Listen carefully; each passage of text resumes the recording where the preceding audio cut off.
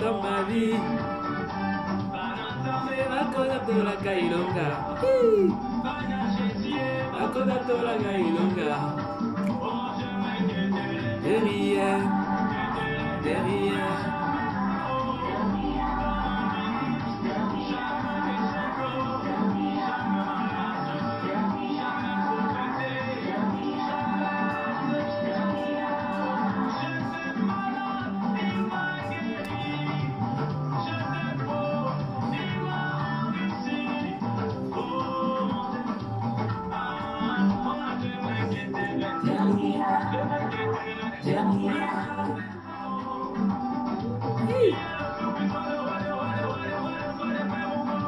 Jésus.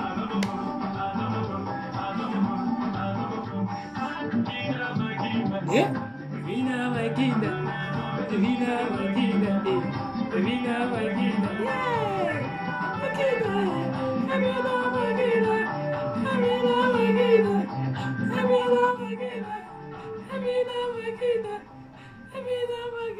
Alléluia. Alléluia, mes bien-aimés, je vous salue au nom de Jésus-Christ. C'était mon frère Papa Roy de Wisdom Classique, mon frère que j'aime beaucoup. Bien-aimé, je vous salue dans le nom puissant de Jésus. Je m'appelle Sonia Eléline Sente et je suis pasteur. Je viens dans votre maison pour qu'on partage encore, bien-aimé, aujourd'hui la parole de Dieu. Alors, nous allons lire notre Bible dans le livre de Hébreux 10 au verset 35 jusqu'à 39.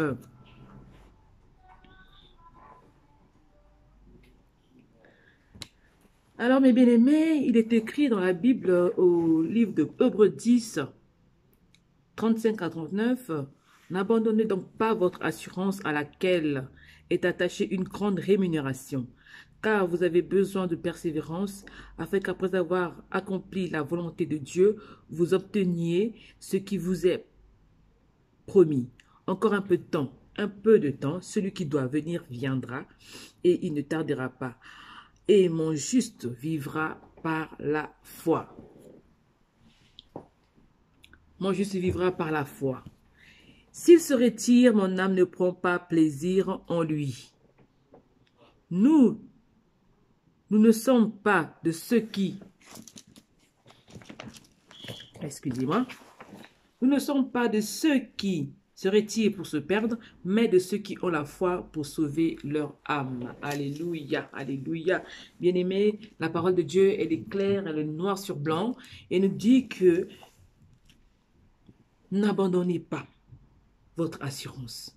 N'abandonnez pas votre assurance à laquelle est attachée une grande rémunération. Bien aimé, l'assurance dont je parle aujourd'hui, c'est l'assurance en Christ, l'assurance en Dieu, l'assurance en Jésus. Bien aimé, appartenir à Christ, connaître Jésus-Christ, connaître le Seigneur Jésus-Christ dans sa vie, comme son Seigneur personnel, son Sauveur personnel, bien-aimé, est une assurance vie. Si tu connais Jésus dans ta vie, sache que tu es assuré. Alléluia. Sache que ta vie est assurée. Ta vie présente, ta vie future, c'est-à-dire ta vie même après la mort. Tu es assuré. Alléluia. Tu as l'assurance. Vous savez, les hommes ont compris l'importance d'avoir les assurances. En Europe, si tu n'as pas l'assurance, par exemple, dans le pays où j'habite, en Suisse, non? Si vous n'avez pas d'assurance, vous ne pouvez pas vivre en Suisse, c'est impossible. On ne peut pas habiter en Suisse et manquer d'assurance. Il faut souscrire à une assurance pour vivre dans ce pays. Vous voyez? Alors, bien aimé, si les hommes ont compris l'importance d'être assurés sur la terre, à combien plus forte raison, nous, les enfants de Dieu, nous, les chrétiens, nous devons être assurés, nous devons être sûrs de là où nous allons. Nous sommes ici vivants aujourd'hui, mais demain, nous allons encore vivre. Après cette vie, il y a la mort, mais il n'y a pas la mort, bien aimé, parce qu'en fait, nous vivons, bien qu'étant morts. Oui. Parce que la Bible déclare qu'il y a une vie éternelle que Dieu a prévue pour nous. Jésus a dit, je m'en vais vers mon Père pour vous préparer une place. Alléluia. S'il n'y en avait pas, je vous l'aurais dit. Mais parce qu'il y a des places, parce qu'il y a une autre vie après, c'est pour ça qu'il est parti nous préparer des places. Voilà pourquoi, mes bien-aimés, j'aimerais vous dire qu'il y a une assurance. Croire en Jésus, appartenir à Dieu, appartenir à Christ, cela implique une assurance. Ça veut dire qu'il y a une assurance qui est là. Le fait que tu reçois Christ dans ta vie, le fait que tu as Christ dans ta vie, sache que tu as reçu une assurance de vie et la vie éternelle. Alors, ce soir, quel est le but de mon exhortation? Le but de mon exhortation, c'est juste pour vous dire de ne pas abandonner. Quand la Bible te dit ici dans Hébreux 10, verset 35, « N'abandonnez donc pas votre assurance à laquelle est attachée une grande rémunération. Car vous avez besoin de persévérance afin qu'après avoir accompli la volonté de Dieu, vous obtenez ce qui vous est promis encore un peu de temps. Un peu de temps. Celui qui doit venir viendra et il ne tardera pas. Et mon juste vivra par la foi. Mais s'il se retire, mon âme ne prend pas plaisir en lui. » Si le juste se retire de son assurance, si le juste abandonne la foi, si le juste abandonne les choses qui font que la foi demeure, les choses qui font que tu demeures attaché à Dieu, si tu abandonnes ces choses-là, c'est-à-dire la vie chrétienne, entretenir ta vie chrétienne, méditer la parole de Dieu, lire la parole de Dieu, si tu abandonnes cela, bien aimé, la Bible déclare que l'âme du Seigneur ne prendra plus plaisir en toi. Le Seigneur, il sera plus content, il sera plus d'accord avec toi si tu abandonnes ta foi. Et la Bible dit que n'abandonne pas ton assurance parce que c'est par rapport à ton assurance. Donc, il y a une grande rémunération. C'est quoi la rémunération? La rémunération, on peut l'appeler salaire. On peut appeler ça un salaire. Hein? Lifouti, comme on dit chez nous.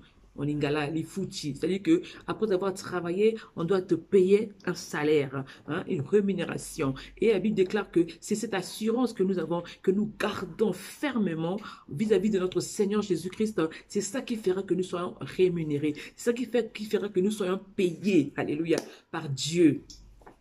Vous savez, dans mon pays, les gens, en Afrique, en général, bien aimés, les gens traversent des moments difficiles, partout même en Europe. Les gens ont de sérieux problèmes. Peut-être que les problèmes ne se ressemblent pas, mais chacun de nous, dans le lieu où il habite, dans son milieu, partout, il y a des problèmes. Des problèmes de société, des problèmes de santé, des problèmes spirituels, des problèmes psychosomatiques. Des problèmes, des gens qui ont du stress. Et je vous dis, mes bien-aimés, le stress, ça tue beaucoup de gens en Europe. Alors, par rapport à toutes ces difficultés, je prends l'exemple de l'Afrique. Aujourd'hui, il y a un phénomène. Parce que les gens souffrent. Il n'y a plus de travail. Même si les gens travaillent, ils n'ont pas un bon salaire. Ils n'arrivent pas à subvenir à leurs besoins. Ils n'arrivent pas à atteindre le bout du mois. Les gens souffrent. Et à cause de cette souffrance, de cette misère, de cette galère, les gens ont commencé à vendre leur âme. Même les chrétiens ont commencé à abandonner la voix de Dieu, commencé à abandonner la parole de Dieu pour aller dans les œuvres occultes. Comment on peut trahir Christ à ce point, bien-aimé? C'est écœurant, ça fait très mal au cœur.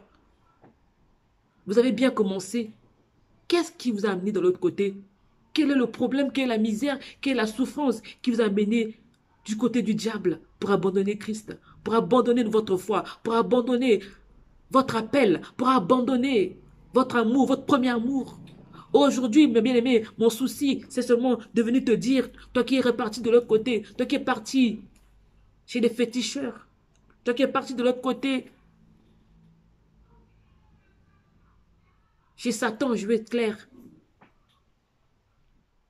La Bible dit que n'abandonnez donc pas votre assurance, n'abandonne pas votre assurance à laquelle est attachée une grande rémunération. Bien aimé, à ta foi est attachée une grande rémunération. Alors continue à persévérer. La Bible dit encore en bas, car vous avez besoin de persévérance. Besoin, c'est un besoin. persévérer, c'est un besoin. La Bible dit que c'est un besoin. Sache que tu as besoin de persévérer. Tu ne dois pas relâcher. Même si la situation est chaotique, même si le pays va mal, même s'il y a la crise qui sévit, même si tu n'as plus d'espoir, tu ne vois même pas un petit bout d'espoir. Mais je te demande, c'est même pas moi qui te demande, c'est la parole de Dieu. Je te supplie par la parole de Dieu, n'abandonne pas ton assurance. N'abandonne pas, parce que à ton assurance est attachée une grande rémunération. Et la Bible déclare que Dieu ne tardera pas à te faire du bien. Il ne tardera pas à venir. Jésus revient. Jésus doit revenir, bien-aimé. Mais se demande s'il viendra trouver encore la foi sur la terre. Quand il reviendra. Et il dit que si tu te retires, son âme ne prendra plus plaisir en toi. Son âme, l'âme de Dieu, ne prend pas plaisir à toi, à ceux qui se retirent, à ceux qui abandonnent. Dieu dit que son âme ne prend pas plaisir. Ah oui, bien-aimé, nous ne sommes pas ceux qui se retirent pour se perdre. Alléluia. Nous ne sommes pas de ceux qui se retirent pour se perdre, mais de ceux qui ont la foi pour sauver leur âme. Nous ne devons pas nous retirer pour se perdre, aller de l'autre côté. Les choses qu'on avait vomies. Les gens reprennent encore à avaler cela. Leur vomissure, c'est-à-dire le péché, c'est-à-dire la mauvaise vie, c'est-à-dire les mauvaises pratiques. Hein? Les gens sont repartis encore dedans. C'est pas à nous d'aller vers eux. La Bible dit que c'est à eux de venir vers nous, bien-aimés chrétiens. Écoutez-moi, s'il vous plaît. Vous qui êtes repartis, revenez, s'il vous plaît. Revenez. La Bible dit, n'abandonnez donc pas votre assurance à laquelle est attachée une grande rémunération. Il y a un prix, il y a un salaire qui va arriver. Il y a une rémunération que Dieu a prévue pour nous, les enfants de Dieu. Mais ce n'est pas à nous d'aller vers ces œuvres mortes. Ce n'est pas à nous d'aller dans les fétiches. C'est pas à nous d'aller dans les pratiques occultes. C'est pas à nous, mais c'est à eux de venir vers nous. Parce que Jésus-Christ les aime aussi. Ceux qui sont dans les pratiques occultes là-bas, ceux qui ne connaissent pas encore Dieu, Dieu a un plan pour eux. Dieu est venu pour eux. Dieu est venu pour les sauver. Mais vous qui avez connu la parole, vous qui avez découvert que Christ est bon, vous êtes encore repartis dans ces choses-là. Mais, bien-aimés, je vous supplie par les compassions de Christ, ne vous retirez pas pour se perdre. Ne vous perdez pas. Bien aimé, toi qui es là-bas, tu te dis que tu auras le temps de faire un peu ton truc que tu es en train de faire là. Après, tu auras le temps de revenir au Seigneur. Mais je ne sais pas à quel moment la mort peut te surprendre. Mais si tu meurs dans cet état-là, où iras-tu? Où passeras-tu ton éternité? Si tu meurs dans cet état, où iras-tu? Tu auras perdu ton salut. Alors la Bible te dit, reviens. Si tu te retires, l'âme de Dieu ne prend pas plaisir en toi. Le Seigneur, il est déçu.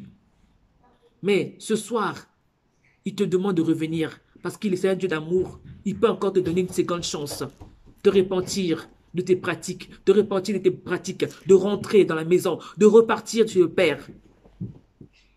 Alléluia. Bien-aimés, soyez fortifiés.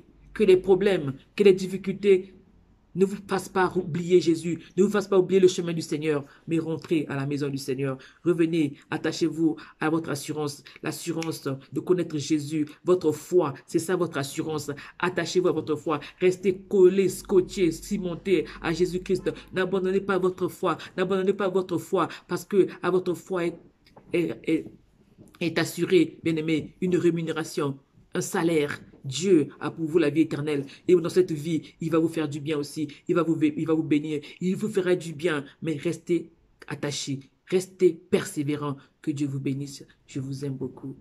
Amen.